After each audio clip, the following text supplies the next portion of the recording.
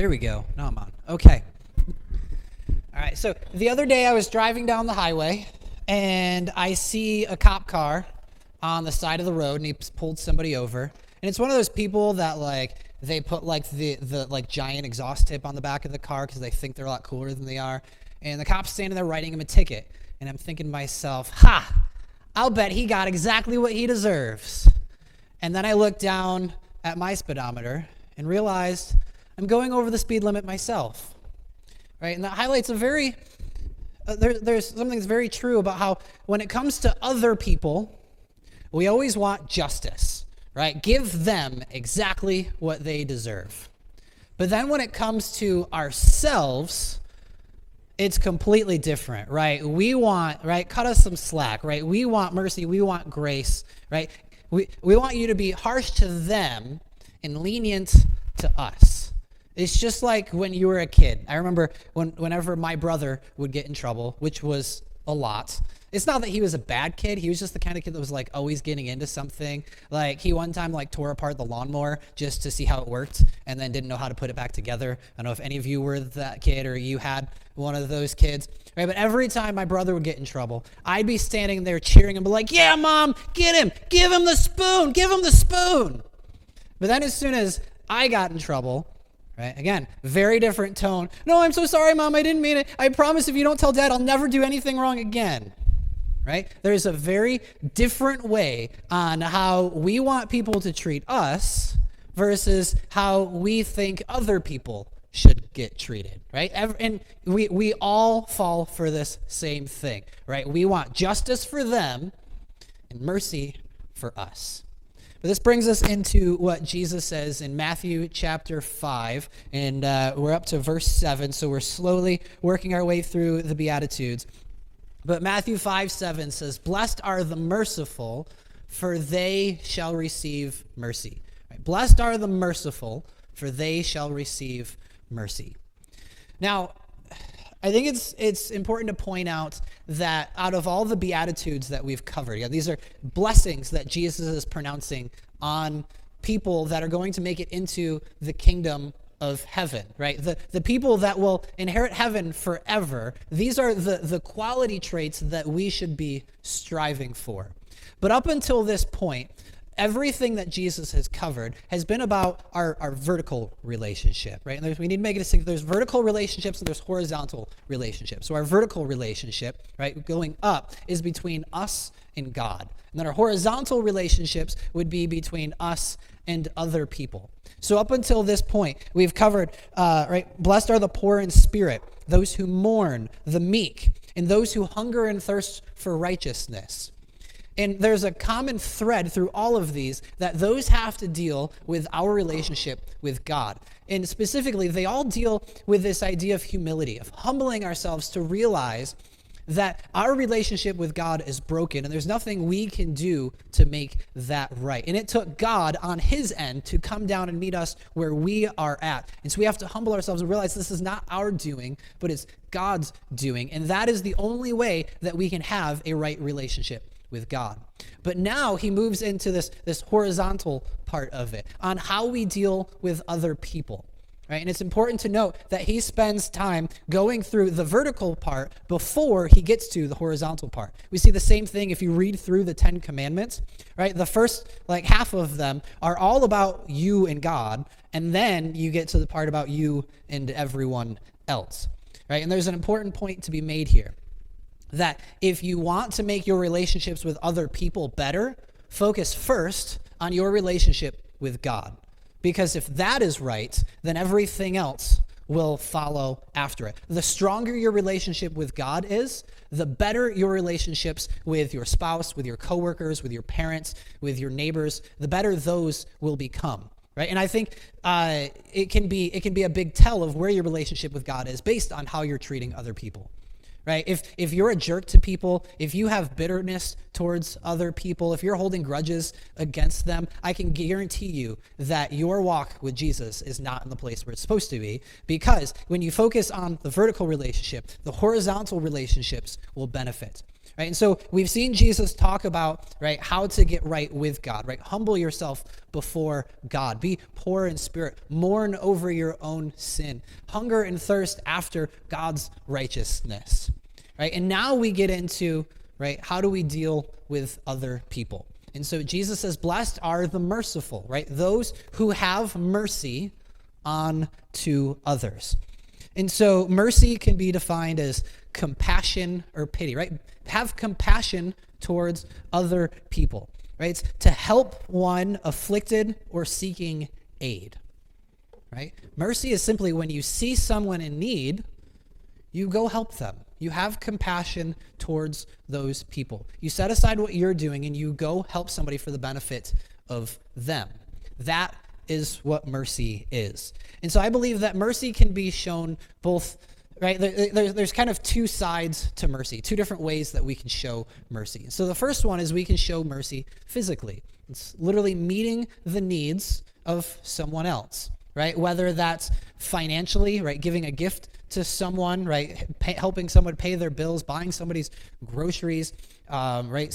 Helping someone go on a mission trip, things like that. That can be compassion towards someone else. It could be an act of service, right? Helping them move, helping them change a tire, right? Doing something, right? You know somebody, right? They can't shovel their own driveway, so you go over and help them with that. That is all examples of mercy, on how we can show mercy. When we see someone in need, we help them physically by meeting that need.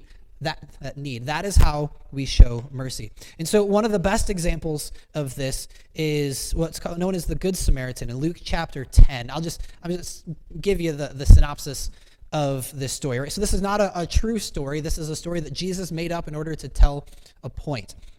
Right? And so Jesus talks about how you have to love your neighbors, and then they're like, well, who's your neighbor? And so Jesus goes into this story to explain it. And so basically you have this guy who's walking down the road. He's traveling through Israel, and all of a sudden these robbers, they jump out and they mug him, and they take everything that he has. They steal all of his belongings. They beat him up. They strip him naked, and they leave him in the ditch covered in blood, unconscious, half dead, right? And left to himself, the man's going to die. All right, and so he is dependent on someone else to come and rescue him. And so then a priest walks by, right? And you think if anybody's going to help this man, it would be a priest, right? As a man of God, they're supposed to do godly things, right? And a priest certainly would have had the means to help this person, right? He would have been fairly well off, right? So if anybody's going to help this person, to be the priest. But the priest is walking down the road, and he sees the guy laying in the ditch, and he says, ugh. And then he just kind of crosses over to the other side and keeps going as if he never saw him, and just leaves the guy there. Right? And then a Levite comes by, and Levites were the Israelites in charge of taking care of the temple. They were the ones that were supposed to assist the priest. Again, they're supposed to be the good guys, not quite as high of a status as the priest, but kind of like one step down. And again, they wouldn't have been as well off as the priest, but they certainly would have done okay for themselves, right? That's like all of the taxes that the Israelites collected. Most of that went to the Levites to help take care of the temple and all that kind of stuff. And so you think, surely the Levite will help this man, but he's walking down the road and he sees the man laying in the ditch, and he has the same reaction as the priest. He goes, ew, and just kind of walks across the side or to the other side of the road and just keeps going, right? He's like, I don't have time to get involved in someone else's business, and he just keeps going. And then a Samaritan comes by. And if you know anything about first century Israel, the Samaritans are kind of like in the center of Israel, and they're known as like half-breeds, right? They're like kind of Jewish, but kind of not. And Jews and Samaritans did not get along. They hated each other, right? It was custom that they would not talk to each other, right? If you're a Jew and you see a Samaritan, right, you are supposed to go to the other side of the road and just completely ignore them. That'd be like a modern day Israelite and like somebody from Palestine, right? They don't get along, right? If anybody was supposed to ignore this person, it was supposed to be the Samaritan. But the Samaritan sees the person laying there in the ditch, and he comes over and he pulls him up out of the ditch. He cleans off his wounds. He puts some bandages on him. He gives him a ride into town, and he finds like a hotel room for him. And he finds a guy, and he's like, here's some money. I want you to take care of this guy. Do whatever it takes. I'll be back in a couple days. If you need more money, I'll give it to you then. right? And Jesus says, right, which one of these was his neighbor?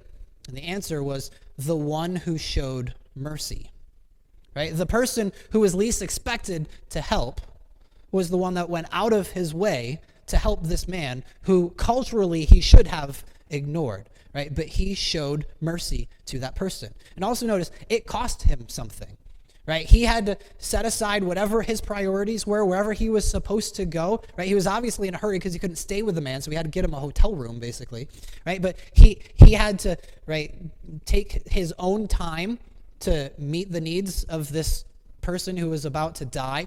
It cost him his own money, right? He did this getting nothing in return, right? But he had mercy towards this person. He was compassionate towards this person, and he met that person's needs, right? So that is a perfect example of what it looks like to show mercy to somebody, right? But that's what Jesus asks of us to do. But I understand that it's really easy to come up with excuses not to, right? When you think of this Samaritan, right? I'm a Samaritan, he's a Jew, right? We don't get along, right? He's my enemy. I hope he dies. That's what he was supposed to say. And he had to take his own time and his own money, right? He had to pay out of his own pocket for this guy to get better, right? So there's all sorts of excuses that he should have had to help this person, right? And if you want to go down that road of making excuses of not helping somebody, I'm really good at that game, right? That goes through my head all the time, right? I'm a firm believer of, right, everything is, right, can be traced back to your fault, right? We need to all take responsibility for our lives. And because of that, right, this is not the godly side of me, but I'm really good at, right, well, you kind of had it coming, right? You're out of money. Well, maybe you shouldn't have bought that brand new iPhone, and then you'd have money to pay your rent this month, and like that kind of stuff. At my last ministry, we had a really large building right in the center of town, and we had people all the time just walk in off the street. This was probably a couple times a month. We would have people just walk in, like during the week, asking for money. And it was always the same story. It was always, right, I'm from out of town and I need money for gas to get back home, or my kid doesn't have any food. And meanwhile, you can tell that they're smoking 2 packs of cigarettes a day, and they've got brand new phones and all this stuff. And sure enough, most of the time, whenever people would come within a few days, we'd get like an email from this organization that we were part of with like a bunch of churches in the area to help those in need. And almost every time they would notify us saying, yeah, this person who fit that exact description with the same exact story, they've been going around to every church in the community, and they're con artists or they're drug addicts just trying to get more money, right? Don't help them. And it happened all the time.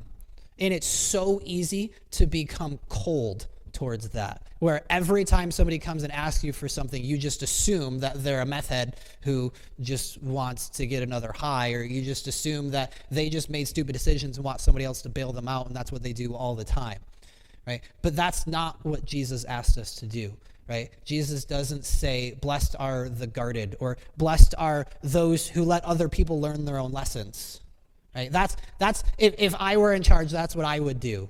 But it's a good thing I'm not in charge, right? Jesus says, blessed are the merciful. Blessed are those that go out of their own way to help other people who are in need, right? So it's quite simple. If you see someone in need, show mercy to them, help them, right? Even if it costs you something, whether it costs you a little bit of time, maybe you're going to be a little bit late coming home for dinner, or maybe it's going to cost you a little bit of money to help this single mom who can't afford her groceries, right? Or so when you see someone in need, don't be afraid to go out of your way to help them with that, right? So how can you show mercy to someone who is in need, right? And so that's physically. But I said there's 2 ways that we can show mercy. The other way is spiritually. And to show mercy spiritually really just means to forgive them, right? When somebody has harmed you, can you show mercy and compassion to that person and forgive them?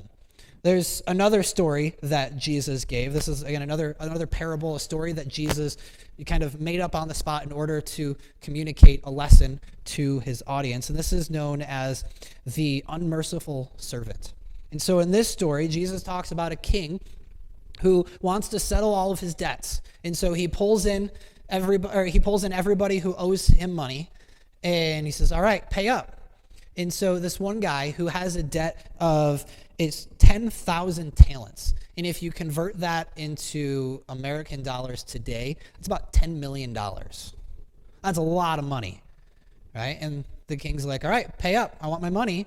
I said, well, $10 million is a lot of money. I don't have it right now. Can you just give me a little more time? Or he's like, I can't pay that. And the king's like, nope, throw him in jail, throw his family in jail, sell his house, sell all of his belongings, and he's going to stay in jail until I get my money, right? That's what they did back then. That's what they did for most of human history. There was no bankruptcy, right? And so the man begins pleading. He's like, no, please have mercy on me, right? I will give me a little more time and I will get you your money. And then the king, he had pity on this man. And he says, you know what? Don't you forget about it. Your debt is forgiven, wiped clean. You don't owe me anything. And just like that, he forgave this man of a $10 million debt. And so then this man turns around and he goes and finds one of his servants who owes him money. And this guy owes him 100 denarii, which is the equivalent to about $200. And so what do you think he does to this man? He grabs him by the throat and says, give me my money. And the guy's like, I don't have your money. Just give me a little more time and I'll get it back to you. And he says, nope, off to jail. And he throws him in jail and he throws his family in jail until he can get his $200 back. And then all of the other servants look around and be like, wow, that guy was just forgiven $10 million and then just literally choked this guy over $200. And so then the king gets back and the king says to him, you wicked servant, I forgave you all that debt because you pleaded with me. And should you not have had mercy on your fellow servant as I had mercy on you? And in anger, his master delivered him to the jailers until he should pay all his debt. And then Jesus says something very interesting here. This is Matthew 18, verse 35. So also my heavenly Father will do to every one of you if you do not forgive your brother from your heart. Right? So right, if you do not forgive other people when they sin against you, God will not forgive you. Right? But Ephesians 4:43 says, forgive one another as Christ has forgiven you. Right? So the same way that you have been forgiven, you need to then have mercy on other people and apply that forgiveness to them. And you may think, well, they don't deserve it. You don't know what they did to me. You're probably right. But you didn't deserve God's mercy, but he forgave you anyway. So therefore, we need to apply that same standard to other people. Right? Just think of all of the sins you've ever committed. Right? Even just in the last week. All of the bad things that you've done, all of the selfish thoughts that you've ever had, all of the inappropriate things that have slipped out of your mouth, all of the opportunities that you had to help somebody that you didn't do. Right? And now think of over your entire life. That's a big list, isn't it? And God forgave all of those when Jesus died on the cross for those sins. And that is the type of forgiveness that we need to have towards other people. Right? Now, we also need to realize there is a difference between forgiveness and reconciliation. Right? Forgiveness is required of us. Reconciliation is good, but it's not necessary. Reconciliation is restoring the relationship to back where it was.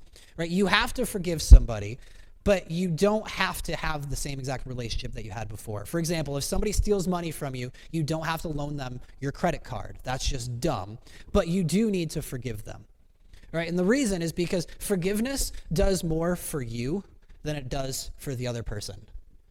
Right? When we have unforgiveness in our hearts, right, it's like a poison that just eats us up from the inside. And the longer you hold on to unforgiveness, the more it will tear you apart, and then it'll start coming out in your actions.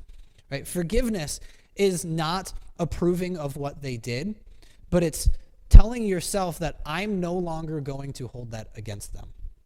Because half the time, right, we think that if, right, they did this terrible thing to me, right, I'm not going to let them off the hook. they probably don't even remember what they did to you. Right? You could go up and say, I forgive you. And they'll probably be like, forgive you from what? I don't remember what I did. Right? But what that does is it sets yourself free from that poison that is inside of you. Forgiveness will do more for you than it will for the other person. Right? And Jesus says that we must forgive other people as he forgave us. Right? That's what it means to be merciful. Right? And then he says, right, blessed, it's not just blessed are the merciful, right? Blessed are the merciful, for they shall receive mercy. Right? And so I believe that every action has two consequences. There's, right, a physical consequence, and then there's a spiritual consequence to that. And so, right, the physical consequences, if you do good things to people, chances are they're more likely to do good things back. Right? I'm not talking about like karma. That's Buddhism, very different. Right? But there's the Christian teaching of, right, you reap what you sow. Right? If you do good things, people are more likely to do good things back. If you are friendly to people, people are more likely to be friendly back to you. If you are generous to people, people are more likely to be generous back to you.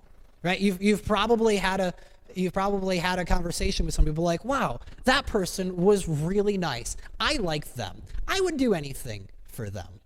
Right? And there are people in my life who have been such a blessing to me, to my family, and to my ministry. They had done so much to help me out and to help out, right, the things that I was doing in the youth group that I was working with, and they'd given their time, they'd given their money, they donated their money to help these teens go to camp, that if they needed anything, I'd be there.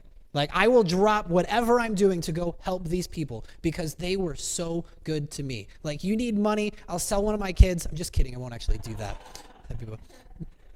It depends on which kid. It depends on the day.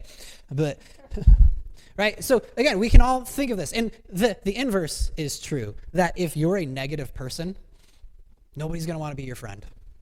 Right? You ever notice that? I had this woman one time who came into my church before, and she started telling me her story. She's like, yeah, I went to this church and nobody liked me. So then I moved to this church and nobody liked me. And I was at this job and nobody liked me at this job. And so I switched jobs and nobody liked me there either. And all of the people in my apartment complex didn't like me. So then I moved apartments and nobody likes me there either. You're noticing the common denominator, right? It's you. If you're a jerk, nobody wants to be around you, right? If you're just lying to everybody, nobody wants to tell you anything, right? If you can't keep a secret, nobody's going to confide in you.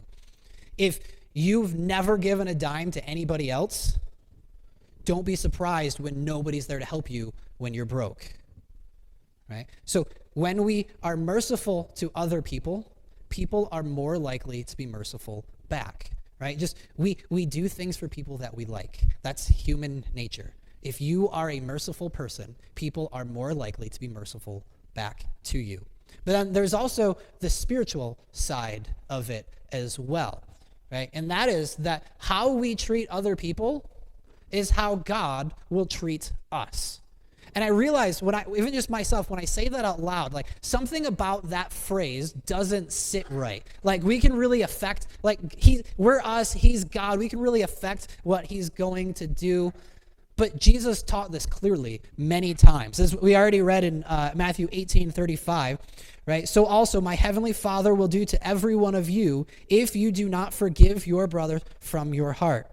We see lots of other examples like Matthew 6:14 and 15. If you forgive others their trespasses, your heavenly Father will also forgive you. But if you do not forgive others their trespasses, neither will your Father forgive your trespasses. Luke 6:37, judge not, and you will not be judged. Condemn not, and you will not be condemned. Forgive, and you will be forgiven. Which, by the way, that is one of the most misquoted verses in the entire Bible. It does not say, don't judge, right? When you read it in its context, it says, how you judge other people is how you are going to be judged. So don't judge hypocritically. There's actually verses in the Bible that tell us to judge other believers, as in, right, when we see them in sin, correct them. I once did an entire series out of misquoted verses in the Bible. And that was actually a lot of fun. Right, another one is Mark chapter 11, verse 25. And whenever you stand praying, forgive if you have anything against anyone, so that your Father also, who is in heaven, may forgive you your trespasses. Right? How you treat other people is how God will treat you. If you refuse to have mercy on other people, if you refuse to forgive other people for what they've done, God will do the same thing back to you. Let that sink in. Right? So here's the big idea for the whole thing, right? This is the one thing I want you to take away with. How do you want God to treat you? Do you want God to just throw down the hammer for every time that you mess up? I don't, because that's a lot, right? Because I do dumb things sometimes, right? I don't want God to judge, right? I don't want God's justice for me, because that means I will spend forever in hell, right? I want God's mercy, and I want God's grace. So now we need to treat other people the same way. When you see someone in need, help them. When someone hurts you, forgive them. You think, well, they don't deserve it. No, they don't, but neither did you. But God forgave you. So we need to apply that same thing to other people. Right? So blessed are the merciful, for they shall receive mercy. Now we're going to change up gears a little bit, and we're going to go into communion. So if you have your little cup, go ahead and pull that out. If you didn't get one, again, you can go grab one real quick. Right. So